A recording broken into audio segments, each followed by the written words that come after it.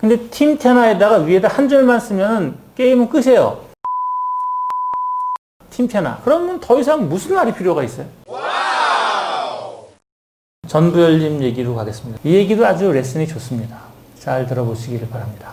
질문이 크게 두 가지였습니다. 음식 조그마한 매장에서 쓰고 있는 무전기를 생산하세요. 제가 무전기를 가지고 있는데 스마트폰이 생기면서 장거리에 대한 무전기는 필요성이 낮아졌지만 근거리 무전기는 아직 필요로 하는 니즈가 많이 있습니다. 이 무전기 사업에 적합한 브랜드가 필요합니다.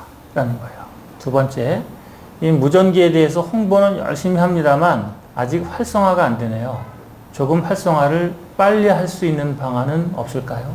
이 2번 질문은 여러 군데서 나오는 거죠. 근데 전부열림은 조금 다른 면이 있어요. 그게 뭐냐면 전부열림은 B2C 비즈니스가 아니라 B2B 비즈니스라는 거죠. 그러니까 일반 대중들이 와서 뭐 스마트 스토어에서 사는 게 아니라 사장님들을 대상으로 물건을 파는 겁니다. 제가 개인적으로 무전기 차고 길거리 돌아다닐 일이 없잖아요. 그래서 B2B, 비즈니스 투 비즈니스를 하는 겁니다. 하나씩 풀어보겠습니다. 이미 테나라고 하는 이름을 갖고 있어요. 테나 하면 무슨 느낌이 드시나요? 안테나죠, 안테나. 근데 안테나에서 이제 안자를 떼서 테나로 했습니다. 근데 하다 보니까 뭐가 좀 부족한 것 같더라는 거예요. 테나 그러니까 자기 마음에 뭐가 좀 부족하다는 거예요. 그래서 안테나도 안테나지만 이 무전기는 도대체 누가 쓰는 건가? 그러니까 매장에 있는 팀원들이 쓰는 거죠. 팀원들이 소통을 미스하지 않기 위해서 쓰는 게 테나예요. 그러면 슬로건이 뭐가 돼요? 팀을 위한 소통 안테나. 바로 떨어지죠? 그래서 팀을 위한 소통 안테나, 팀 테나 좋겠다. 라고 했어요. 그래서 이름을 짓는 거의 기본은 기본적으로 직관성이 있어야 돼. 듣는 순간, 아, 저게 저거구나. 근데 팀 테나에다가 위에다 한 줄만 쓰면 게임은 끝이에요. 팀을 위한 소통 안테나, 팀 테나. 그러면 더 이상 무슨 말이 필요가 있어요? 그리고 이런 말을 상표 등록을 해놓은 인간이 어디가 있겠어, 도대체? 저 같은 사람이나 되니까 이렇게 하는 거지, 딴 사람이 이렇게 안 된다고. 제가 저드리는 것 중에서 상표 걸리는 게 거의 없어요. 자, 그러면 팀 테나라는 말이 업의 개념에 맞나? 업의 개념을 바로 표현하죠. 팀을 위한 소통 안테나, 팀 테나. 직관적인가? 직관적이죠. 감각적인가? 감각적이죠. 그래서 첫 번째 문제를 해결해 드렸습니다. 자, 그래서 이제 두 번째 질문입니다. 이 팀 테나에 대해서 열심히 홍보를 합니다만 아직 활성화가 덜 되는 것 같아요. 조금 더 빨리 할 수 있는 방안은 없을까요? 라고 얘기를 하는 겁니다. 다시 말씀드립니다. 원하는 것만큼 빨리 되지 않아도 의도가 있고 에너지가 담겨 있다면 움직여 갑니다.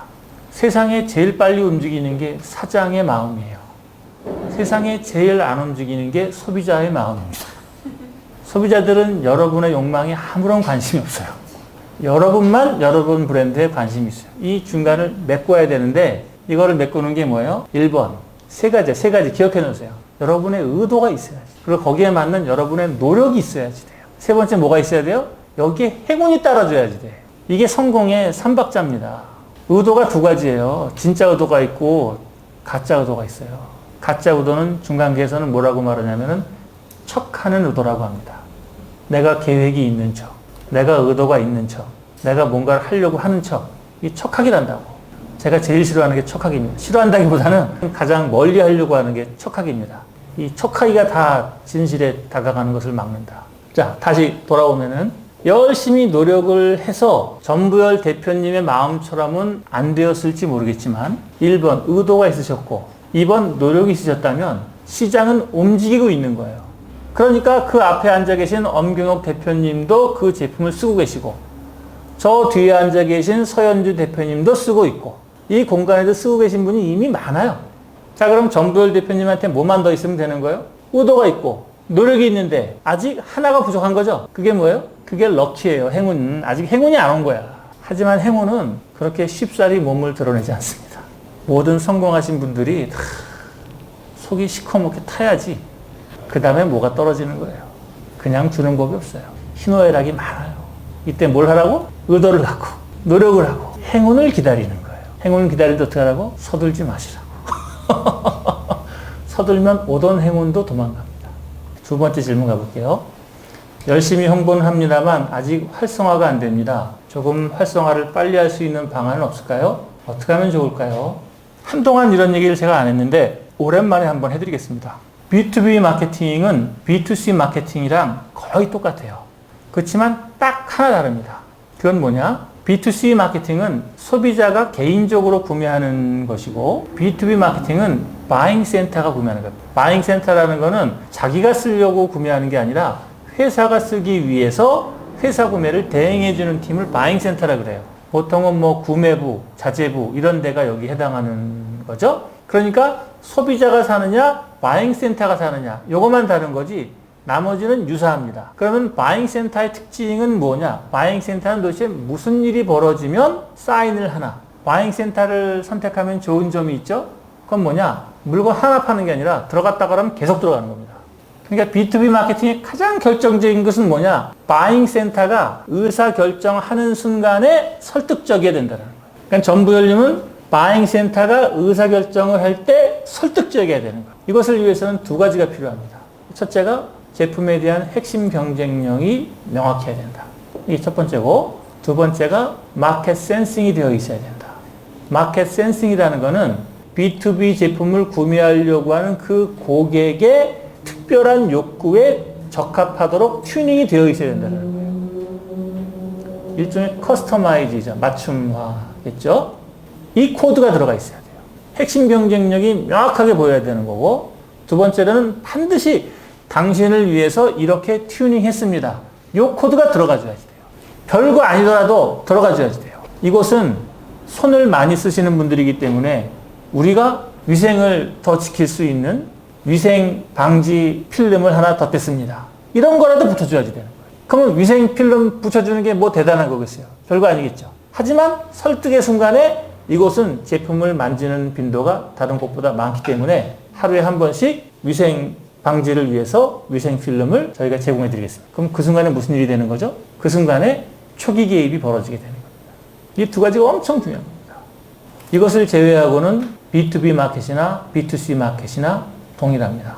이런 것을 마켓 센싱이라고 그러는데 정리해 볼게요. 고객의 욕구와 시장의 변화를 빠르고 제대로 포착해서 내부의 변화로 채택을 해서 즉각적으로 반응을 하는 것이 마켓 센싱의 핵심이에요. 자, 그럼 이런 마켓 센싱, 시장 지향적 마케팅을 팀 테나에 적용한다면 무슨 일이 벌어질까? 마켓 센싱을 했어요. 문제점을 파악을 해. 해결대안을 찾아. 빠르게 적용을 해. 무슨 일을 하나? 팀 테나에 대해서 발견된 두 가지 문제점이 있습니다. 아까 팀 테나 그 무전기 있죠? 무전기에 대해서 물어봤어요. 그랬더니 쓰는 분들이 팀 테나에 대해서 갖고 있는 불안감이 있다는 거예요. 그게 뭐냐? 우리는 직원이 10명인데 하나가 꽤 비싼데 10개만 샀다가 망가지면은 어떻게 해요? 그러면 팔고 싶은 마음에 무슨 마음이 들겠죠? 12개 사세요. 이런 생각이 들겠죠? 그럼 그쪽에서 무슨 생각이 들겠어요? 이런 도둑놈이 다 있나? 음식점에 가서 모자라면 어떻게 해요? 1인분 더 시키세요. 이런 거랑 똑같은 거잖아요. 양을 조금 더 드릴게요. 이러는 주인이 이뻐 보입니까? 1인분 더 시키세요. 이러는 주인이 이뻐 보이겠습니까? 뭐 주인 된 입장에서는 하나 더 사면 좋겠지만 또 소비자의 만족을 위해서라면은 다른 접근이 필요하겠죠. 망가지면 AS 어떡하나? 이 문제. 그리고 저 기능이 얼마나 좋은 건지 알 수가 없다는 거예요. 써보니까. 이런 거 진짜 많죠. 내구재들은 이런 일이 엄청 많아요. 그래서 제가 해드린 말이 이 말입니다. 이머전시 박스를 만들어라. 이거는 인터넷에 있는 그림을 하나 갖고 온 겁니다. 이머전시 박스를 하나 만들어서 10개를 했다고 치겠습니다. 그러면 이머전시 박스를 하나를 더 드리는 거예요. 여기는 실링을 해요, 실링을. 그래서 그냥 막 못 쓰게 합니다. 그리고 쓰다가 문제가 생겨. 그러면 전화를 하겠죠. 지금 하나가 망가졌어요. 그러면은, 네, 그러면은 이머전시 박스 꺼내서 쓰십시오. 라고 얘기하고 택배로 보내주세요. 라고 하면 택배로 보내죠. 그럼 고쳐서 다시 보내주면 되잖아요. 개수를 정하면 됩니다. 7개당 하나씩의 이머전시 박스. 그러면 이 이머전시 박스는 고객한테 뭘 주는 거죠? 안심을 주는 거죠. 이런 안심이야말로 무슨 작용을 하는 거죠? 초기 개입의 효과가 있는 겁니다. 얘가 구전의 포인트가 되는 거예요. 그냥 전부일님이 이게 성능이 좋아요, 뭐 가격이 싸요, 이딴 거 얘기할 필요가 없다니까? 그냥 이머전시 박스 딱 보여주면 끝인 거예요. 우리나라에서 이머전시 박스를 쓰는 사례는 지금까지 단 하나도 없습니다. 제가 삼성, CJ, 지금 배민, LG 이런 데서 마케팅 많이 했지만 이 이머전시 박스를 쓰는 사례를 본 적이 없어요. 아주 좋은 전략이라고 생각해요. 이것을 주구장창 미시면 됩니다.